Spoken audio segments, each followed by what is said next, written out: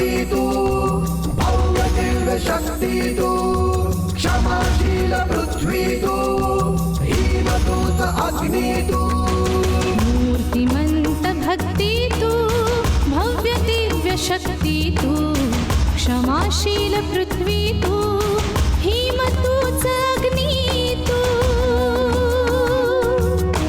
तरी तुझ्या पदरात दुःखाचे आंधळा, तरी तुझ्या पदरात दुःखाचे आंधळा, असे तुझ्या क्षितिजास रूढींचे कुंपण, असे तुझ्या क्षितिजास रूढींचे कुंपण, रूढींचे कुंपण, रूढींचे कुंपण. तू माझ्याशी लग्न केलंस ते मी एक वकील आहे म्हणून ना. माझ्याबरोबर लग्न करून तुला काम करता यावं, तुला शिकता यावं, स्वतःच्या पायावर उभं राहता यावं म्हणूनच केलंस ना. मी संपूर्ण प्रयत्न करतोय सर, पण हे पण तुला घरी ठेवत चला. कामाचा विचार करा. आणि जर का काम जमत नसेल ना तर काम सोडा, कळलं? पण काम सोडलं तर खाणार काय सर? अरे वा वा वा, शाबास रे मर्दा, माझ्यावर गेलास बघ तू अगदी. तोंड बघा अर्चात, तुमच्यावर काय जातोय? 10वी पास तरी आहात का तुम्ही?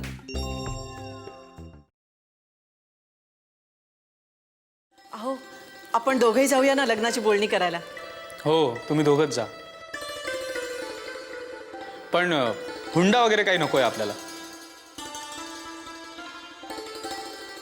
त्यांना म्हणावं कन्यादान करा फक्त. सगळा खर्च आपण करू.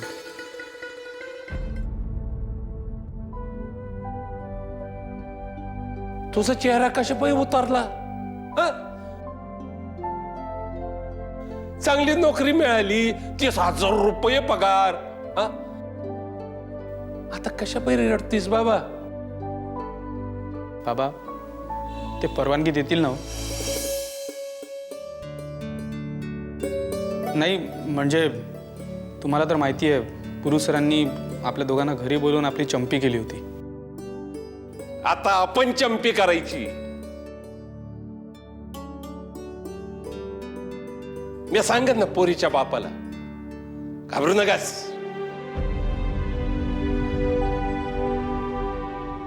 तुमच्या पोरीला फुलासारखं जपी. ओ सून आहे ती आमच्या घरची. आणि नंतर दारूचं दुकान विकायचं.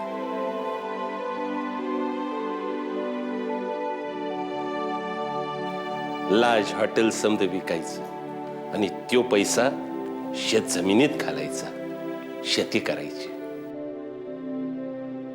अरे पाया पडीन बर बेच्या, पुरं सारांना समजवीन. पण घाबरू नकोस लेकरा, भाषाच या घरची सून वाहणार.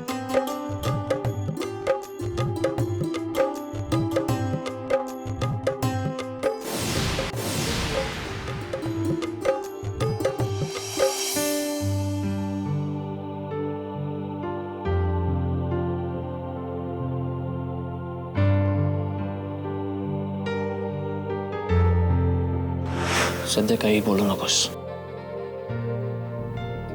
खूप ऐकलंय, खूप बोललोय. कानात आणि डोक्यात आवाजांचे, शब्दांचे घण पडत आहेत. खूप शांतता हवी मला, खूप खूप शांतता.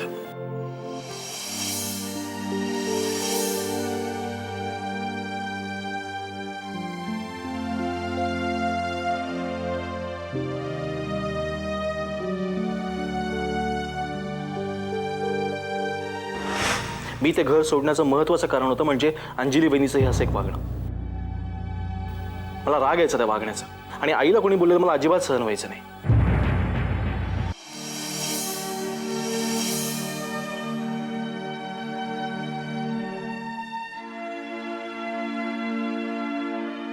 मी अजाणतेपणी तुझ्या दुःखाला कारणीभूत झालो मैत्री.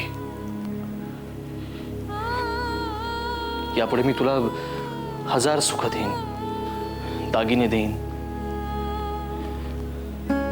पण या दिवसाचा आनंद नाही देऊ शकणार. I am sorry.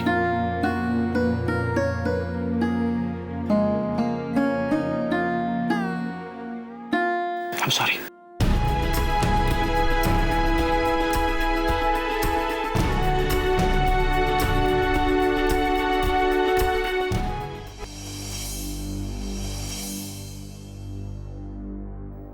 पुरूच्या स्वभावात अचानक बदल कसा काय व्हायला लागला?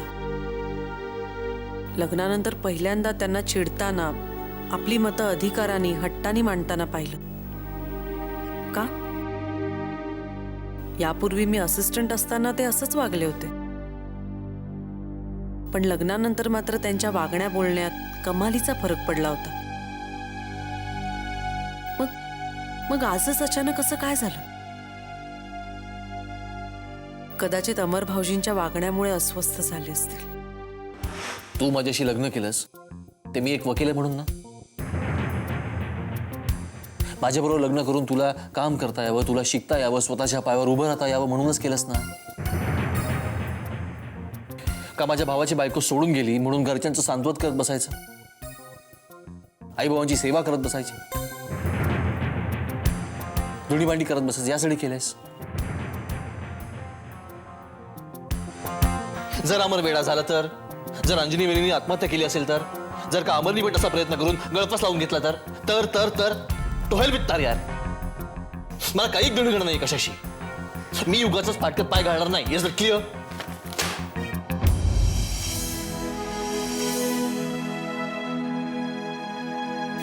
भाषाबद्दल पण पुरूना प्रेम आहे. भाषानी वेडावाकडा निर्णय घ्यायला नको म्हणून ते डिस्टर्ब्ड असतील. शक्य. शिवाय कामाकडे दुर्लक्ष होतच आहे ना. इतका मोठा वकील किती वेळ देणार फॅमिलीला? रूढींचे कुंपण. भाषाबद्दल पण पुरूना प्रेम आहे. भाषानी वेडावाकडा निर्णय घ्यायला नको म्हणून ते डिस्टर्ब्ड असतील. शक्य. शिवाय कामाकडे दुर्लक्ष होतच आहे ना. इतका मोठा वकील किती वेळ देणार फॅमिलीला?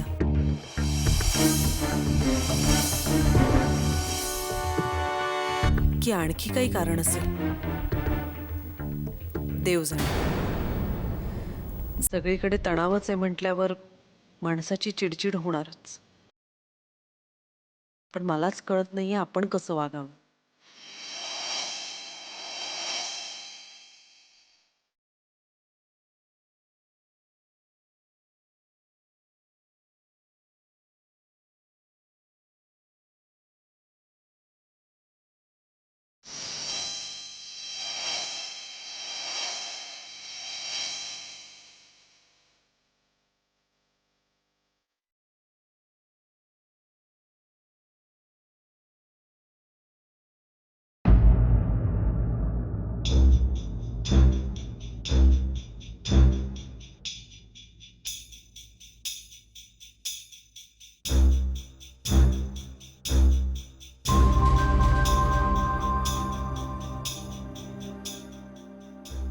मॅडम, बाजारातनं काही आणायचं आहे का? बघा ना, भाजी वगैरे आहे? नाही, भाजी भरपूर आहे.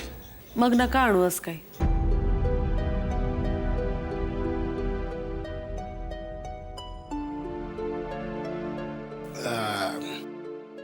अमरदादांची तब्येत कशी आहे? नाही, लय भोळा माणूस, म्हणजे देव माणूसच म्हणा की. कोणाच्या आध्यात नाही का मध्यात नाही. पण देवाला काही त्यांची दया येईना बघा. चांगल्या माणसांनाच त्रास होतो दिग्या काका.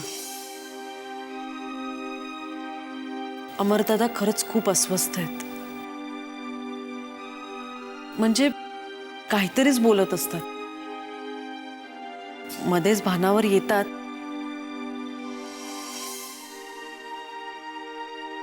पण मला त्यांना तसं बघून खरंच खूप वाईट वाटलं. वय ना, हसत राहणार. वहिनी साहेबांचा त्रास होता पर सहन करायची, गप गुमान राहायचे. लाख माणूस बघा.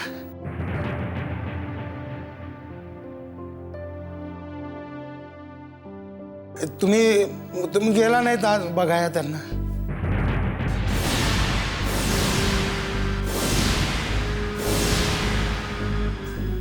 नाही ॲक्च्युली नाही आलं लक्षात माझ्या, म्हणजे साहेबांचा मूड माझ्या लक्षात आलेला आहे. पण साहेबांनी पण खूप केलं नाही का.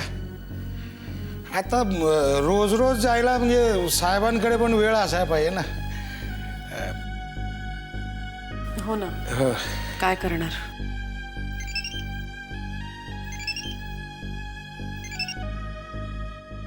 बाबा,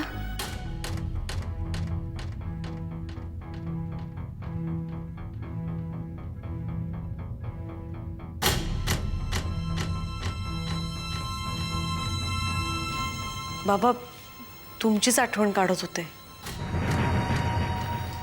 कसे आहात? कसा बरा असणारा बेटा. अगं डोक्याला ताप झालाय नुसता. काय सांगणार. इकडच्या गोष्टी सारख्या सारख्या सांगणं तुला मला बरं नाही वाटत. ऑलरेडी तुला सासरचे प्रॉब्लेम असणारच. हो ना, अमरदादांची अवस्था खूप वाईट आहे बाबा. म्हणजे आजकाल स्वतःशीच काहीतरी भ्रमिष्ठासारखे बरळत असतात. म्हणजे मध्येच नॉर्मल असतात, पण खूप टेन्शन आहे. त्यात आमच्या आईंची तब्येत फार नाजूक असते. हार्ट पेशंट म्हटल्यावर जपावं तर लागणार. आणि मी काही करू शकत नाहीये. आम्ही एकत्र राहिलो असतो तर किमान माझी मदत तरी झाली असती. असो, भाषाचं डोकं काय म्हणते? अगं आमचं डोकं खराब केलंय तिने. आधीपासूनच ती जिद्दी. त्यात मातोश्रीने जास्तच सूट दिली आहे तिला. काही समजून सांगितलं तर ऐकेल याची काही गॅरंटी नाही. अगं सगळा गोंधळच आहे. बाबा तुम्ही प्लीज काळजी करू नका. म्हणजे अजून तरी भाषा तसं काही बोलली नाहीये ना? बोलेल, एखाद्या वेळेस बोलणार सुद्धा नाही. डायरेक्ट कोर्ट मॅरेज करून घरी सुद्धा येईल. अगं भाषेची काही गॅरंटी देता येते का? आणि मैत्री, तू तरी शेवटच्या क्षणापर्यंत आम्हाला काही कल्पना येऊ दिली होतीस का? आता भाषा पण तसंच करू शकते. हा, पण तुझ्या बाबतीत प्रश्न वेगळा होता. तू निवडलेला मुलगा, त्याची प्रतिष्ठा, घराणं, खानदान सगळं जबरदस्त होतं. पण इथे भाषेच्या बाबतीत सगळा आनंदच आहे. ना घराणं, ना इज्जत, ना प्रतिष्ठा. भाषानेच खंडागळ्यांची सगळी माहिती, त्यांचे धंदे चॅनल समोर रिव्हील केले होते. हे सगळं माहिती असताना तिचा ओढा विक्रमकडे कसा? म्हणजे मला खूप धक्का बसलाय बाबा. अगं तिच्या आईने तिला खूप समजवण्याचा प्रयत्न केला होता, पण सगळं व्यर्थ.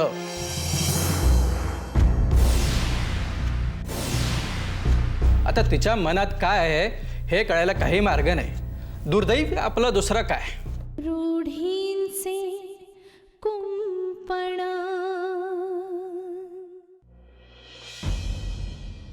म्हणजे मला खूप धक्का बसलाय बाबा.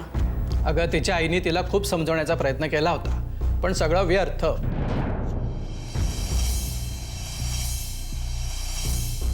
आता तिच्या मनात काय आहे हे कळायला काही मार्ग नाही. दुर्दैवी आपलं दुसरं काय. बाबा तुम्ही ना हतबल होऊ नका. हे बघा, मार्ग काढायचा असेल तर असा विचार करावा लागेल. आणि आपण समजावू ना तिला. प्रयत्न तर करूया. अर्थात तिने तसा निर्णय घेतला असेल तर.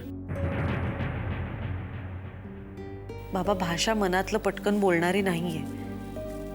तिच्याकडून आधी ते कन्फर्म करून घ्यावं लागेल. पण मला एक कळत नाहीये, भाषा इतकी बदललीच कशी? अगं डोक्यात फरक पडलाय का तिच्या? आम्हाला तर समाजात तोंड दाखवण्याची लाज वाटायला लागली आहे. कोण कुठला हा खंडागळे? अगं सगळे अंडरवर्ल्ड वाले म्हणून ओळखतात त्याला. भाषाने त्याच्याशी लग्न केलं ना तर काहीही समाजात इज्जत राहणार नाहीये आमची. नाही बाबा, मला असं वाटतं हे कम्प्लिटली दोन वेगळे मुद्दे आहेत. काय? हो, म्हणजे भाषाचं लग्न हा एक मुद्दा झाला आणि तो मुलगा काय करतो हा दुसरा. अगं पण घर घराण्याची विचारपूस करावी लागते. लग्न म्हणजे दोन मनांचं, परिवाराचं, संस्काराचं, संस्कृतीचं सगळ्यांचं मिलन असतं. अगं मैत्री, आपण साधे मध्यमवर्गीय माणसं आहे.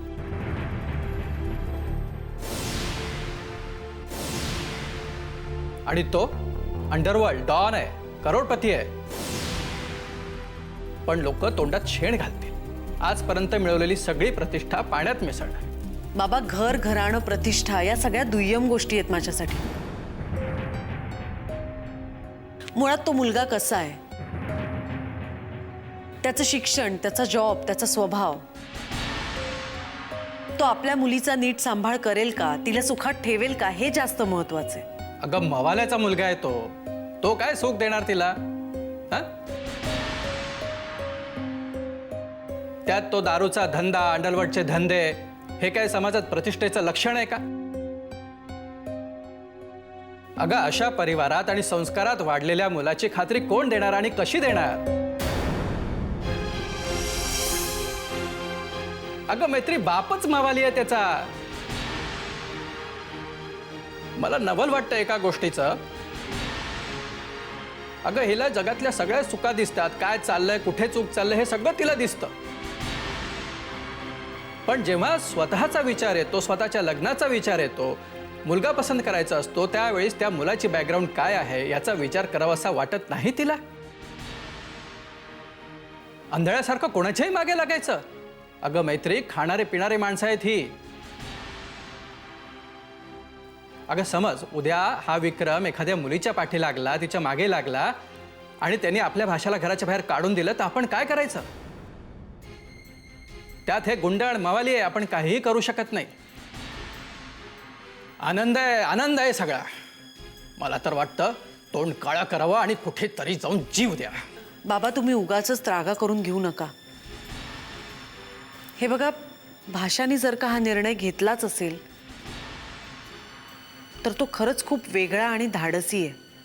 अगं धाडसी कसला? जळून मारणार हे दिसत असणारा, आगीत उडी मारणारा डोक्याने कमीच नाही का? बाबा, मला सांगा, तुम्ही आधी या विषयावर भाषाशी कधी स्पष्टपणे बोललायत का? नाही, सध्या ती बोलत काहीच नाही. पण मला वाटतं ती विक्रमचाच विचार करते. कारण माधुरीने तिला कीर्तीशी बोलताना तसं काही ऐकलेलं आहे. बाबा, मला नाही वाटत ती असं काही करेल. पण तिच्या मनात विक्रमविषयी विचार चालू आहेत हे माझ्याही लक्षात आलंय. मैत्री, मला जरा ना पुरूरावांशी या विषयावर बोलायचं आहे. नाही काय आहे की पुरूराव खंडागळ्यांच्या जरा जास्त जवळ आहेत. नाही तसं खंडागळ्यांबद्दल सगळं उघडच बोललं जातात, पण तरी म्हटलं एकदा त्यांच्या कानावर ही गोष्ट टाकावी. पुरू घरी आले ना की मी त्यांना तुम्हाला फोन करायला सांगते. बरं, प्रकाशबद्दल काही कळलं? काही नाही. तरणाटाठा मुलगा घर सोडून जातो, रागावून निघून जातो. कुठे राहतो, काय करतो, कशाचा काहीही पत्ता नाही. एकदाच फोन आला होता त्याचा. त्याच्यानंतर त्याच्याशी काही संबंध नाही, संपर्क नाही. काय करावं ना काहीच कळत नाही मैत्री. डोक्यात ना सारखे असे घण फुटतायत असं वाटतं. कधी कधी ना सगळ्या गोष्टीचा कंटाळा येतो.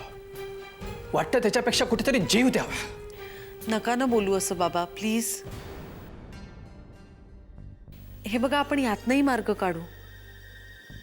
बाबा, माझी खात्री आहे प्रकाश नक्की परत येईल.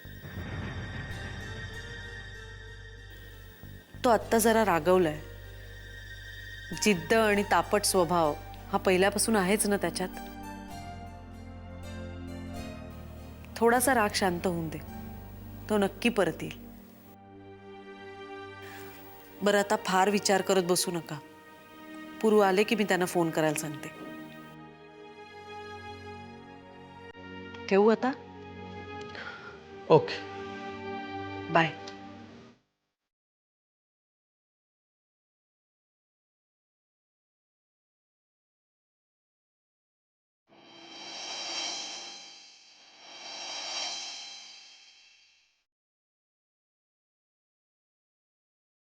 भाषाच्या मूर्खपणाला काय करावं? सरळ 2 थोबाडीत लावून गप्पा बसवायला हवं.